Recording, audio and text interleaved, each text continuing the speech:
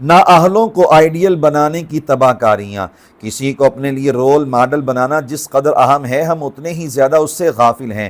لوگ کسی کی چند منٹ کی گفتگو سن کر اس سے متاثر ہو جاتے ہیں اور سمجھنے لگتے ہیں کہ شاید یہی بندہ اسلام کا سب سے بڑا نمائندہ ہے۔ یوں ہی سوشل میڈیا پر کسی کی اداکاری دیکھ کر اسے بڑا دانا قرار دے دیتے ہیں۔ خوب ذہن نشین کر لیجئے کہ آئیڈیل شخص انسان کے عقائد و نظریات کو بھی متاثر کرتا ہے، اس کے کردار و اعمال میں بھی اپنا رنگ دکھاتا ہے، اور سب سے بڑی بات یہ کہ آئیڈیل انسان کی آخرت کو بھی یا سنوار دیتا ہے یا بگاڑ دیتا ہے۔ سیدنا ابو موسیٰ عبداللہ بن قیس اشعری رضی اللہ تعالیٰ عنہ کے روایت کردہ ارشاد نبوی کا مفہوم ہے کہ اچھا دوست خوشبو والے کی طرح ہے اور برا ساتھی بھٹی دھونکنے یعنی آگ بھڑکانے والے کی طرح ہے۔ فحامل المسک اما ان یحظیک واما ان تبتاع منہ واما ان تجد منہ ریحا طیبہ۔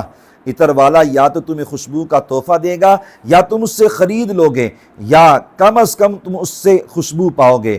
وَنَافِخُ الْكِيرِ اِمَّا أَن يُحْرِقَ ثِيَابَكَ وَإِمَّا أَن تَجِدَ رِيحًا خَبِيثًا۔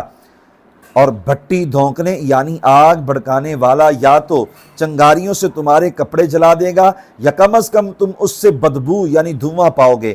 نااہلوں کو آئیڈیل بنانے والے ایک مرتبہ اس ارشاد ربانی پر ضرور غور کریں۔ وَيَوْمَ يَعُضُّ الظَّالِمُ عَلَىٰ يَدَيْهِ يَقُولُ يَا لَيْتَنِي اتَّخَذْتُ مَعَ الرَّسُولِ سَبِيلًا۔ اس دن ظالم اپنے ہاتھوں کو یعنی افسوس سے چباتے ہوئے کہے گا، کاش میں نے رسول اللہ صلی اللہ علیہ وآلہ وسلم کے ساتھ نجات کا راستہ اختیار کیا ہوتا۔ یا ویلتا لیتنی لم اتخذ فلانا خلیلا۔ ہائے افسوس، کاش کہ میں نے فلاں شخص کو دوست نہ بنایا ہوتا۔ لقد اضلنی عن الذکر بعد اذ جاءنی۔